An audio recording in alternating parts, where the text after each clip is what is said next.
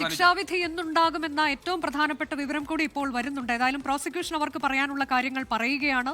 ഇതിൽ എല്ലാവരും സമാന കുറ്റക്കാരാണ്, സമാന രീതിയിൽ കുറ്റക്കാരാണ്. 120B-യും 109-ഉം തെളിഞ്ഞിട്ടുണ്ട്. എല്ലാവർക്കും ഒരേ ശിക്ഷ നൽകാൻ ഇത് മാത്രം മതിയാകും എന്നതാണ് പ്രോസിക്യൂഷൻ ഉന്നയിക്കുന്ന വാദം. എന്നാൽ കോടതി ഒരു സംശയം ചോദിക്കുന്നത് ഇതിൽ പങ്കാളിത്തം അനുസരിച്ചല്ലേ ശിക്ഷ വിധിക്കേണ്ടത് എന്നുള്ളതാണ്. ഏതായാലും ഈ വിധി ഇന്ന് തന്നെ ഉണ്ടാകുമെന്ന വിവരം വരുന്നു. ഗോപികൃഷ്ണൻ, വിധി ഇന്നുണ്ടാകുമെന്ന ഒരു വിവരമാണ് നമുക്കിപ്പോൾ വരുന്നത്. അനുജ, ഇതിൽ നേരത്തെ വിജയകുമാർ സൂചിപ്പിച്ചതുപോലെ തന്നെ ഇതിലൊരു പ്രധാനപ്പെട്ട ഭാഗം കോടതി ഈ അന്തിമഘട്ടത്തിൽ, ഇപ്പോൾ വാദം കേൾക്കുന്ന ഘട്ടത്തിൽ എങ്ങനെയാണ് ഈ കേസിനെ, ഈ അതായത് ശിക്ഷ വിധിക്കുന്നതിന് തൊട്ട് മുൻപ് എങ്ങനെയാണ് ഈ കേസിനെ കോടതി അവസാന നിമിഷങ്ങളിൽ പരിഗണിച്ചിട്ടുള്ളത് എന്നതാണ്.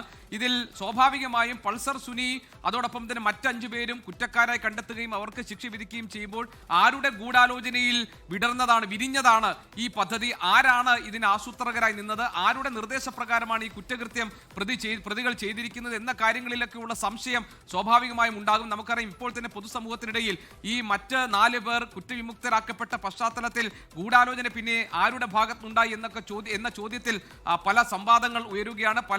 അതിൽ ചേരിതിരിഞ്ഞുള്ള വാദപ്രതിവാദങ്ങൾ സമൂഹ മാധ്യമങ്ങളിൽ ഉൾപ്പെടെ നടക്കുന്നുണ്ട് എന്ന കാര്യം നമുക്കറിയാം. ഈ ഘട്ടത്തിൽ നേരത്തെ വിജയൻ സൂചിപ്പിച്ചതുപോലെ തന്നെ ഇതിലെ പ്രധാന പ്രതിസ്ഥാനത്ത് നിർത്തുക മാത്രമല്ല, ഗൂഢാലോചനയുടെ കൂടി കേന്ദ്ര ബിന്ദുവായി പൾസർ സുനി മാറുന്നുണ്ട്, അല്ലെങ്കിൽ അങ്ങനെയാണ് കോടതി ഈ കേസിൽ പൾസർ സുനിയെ കാണുന്നത് എന്നതിന്റെ സൂചന കോടതി ഇന്ന് പ്രോസിക്യൂഷനോട് ചോദിച്ച ചില ചോദ്യങ്ങളുണ്ട്. ഇപ്പോൾ വാദിക്കാൻ കുറച്ചുകൂടി സമയം വേണമെന്ന് പ്രോസിക്യൂഷൻ ആവശ്യപ്പെടുമ്പോഴാണ് കോടതി പറയുന്നത് സമയമില്ല, ഇന്ന് തന്നെ വിധി പറയേണ്ടതുണ്ട് എന്ന്. അതായത് കൂടുതൽ സമയം നൽകാൻ കഴിയില്ല, ഇന്ന് തന്നെ ഉണ്ടാകും ശിക്ഷാവിധി എന്ന് കോടതി പറയേണ്ടുന്ന സാഹചര്യം അങ്ങനെയാണ് ഉണ്ടായത്.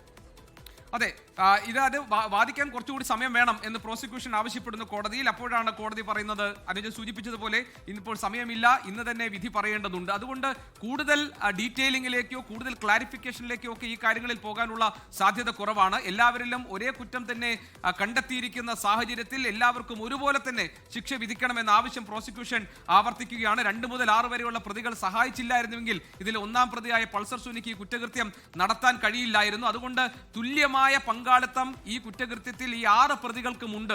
അതുകൊണ്ട് പ്രോസിക്യൂഷൻ ഈ ഘട്ടത്തിൽ ശ്രമിക്കുന്നത്, അനുജ, 6 പേർക്കും പരമാവധി ശിക്ഷ വാങ്ങിക്കൊടുക്കുക എന്നതാണ്. അതുകൊണ്ട് പ്രോസിക്യൂഷന്റെ വാദമുഖങ്ങളൊക്കെ തന്നെ ആ നിലയിലായിരിക്കും രൂപപ്പെടുക. അതുകൊണ്ട് കൃത്യമായ വിവരങ്ങളൊക്കെ നൽകി പ്രതികൾ സഹായിച്ചത് കൊണ്ടാണ് ഈ നടി ഈ രീതിയിൽ ക്രൂരമായി ആക്രമിക്കപ്പെട്ടത്. അതല്ലാതെ പൾസർ സുനിക്ക് ഒറ്റയ്ക്ക് നടത്താൻ കഴിയുന്ന ഒരു കൃത്യമായിരുന്നില്ല അത്.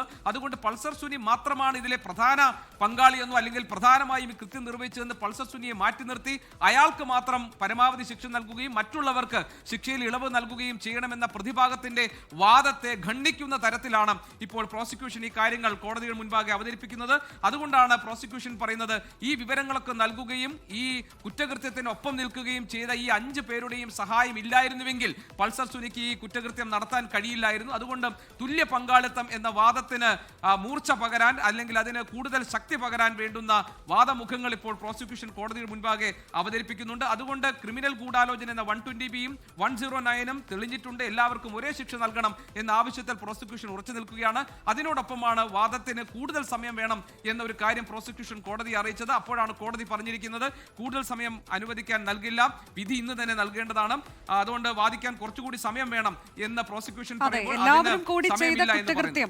എല്ലാവരും കൂടി ചെയ്ത കുറ്റകൃത്യമാണ്, അതാണ് കൂട്ടബലാത്സംഗത്തിൽ കലാശിച്ചതെന്ന് പ്രോസിക്യൂഷൻ കോടതിയെ ചൂണ്ടിക്കാണിക്കുന്നുണ്ട്. ശിക്ഷയുടെ കാര്യത്തിൽ ഒരു വേർതിരിവും പാടില്ല എന്ന് പറയുകയാണ് പ്രോസിക്യൂഷൻ. കൂട്ടുത്തരവാദിത്തം ഒരിക്കൽ കൂടി പ്രോസിക്യൂഷൻ എടുത്തു പറയുകയാണ് കോടതിയിൽ. ഒരാളില്ല എന്നുണ്ടെങ്കിൽ മറ്റേ പ്രതി ഉണ്ടാകില്ല, എല്ലാവരും തമ്മിൽ കണക്ഷൻ ഉണ്ട് എന്ന് പറയുന്നു. ഒപ്പം പ്രതികളുടെ മുൻകാല ക്രിമിനൽ പശ്ചാത്തലം സംബന്ധിച്ച് എന്തെങ്കിലും പറയാനുണ്ടോ എന്ന് പ്രോസിക്യൂഷനോട് കോടതി ചോദിക്കുകയാണ്. ലോകത്തെവിടെയായാലും ഏത് സമയത്തും 24 വാർത്തകളും ഓഗ്മെന്റഡ് റിയാലിറ്റി പാക്കേജുകളും എക്സ്പ്ലെയിനറുകളും വിശദമായി കാണാൻ ഞങ്ങളുടെ യൂട്യൂബ് ചാനൽ നിങ്ങൾക്ക് സബ്സ്ക്രൈബ് ചെയ്യാം.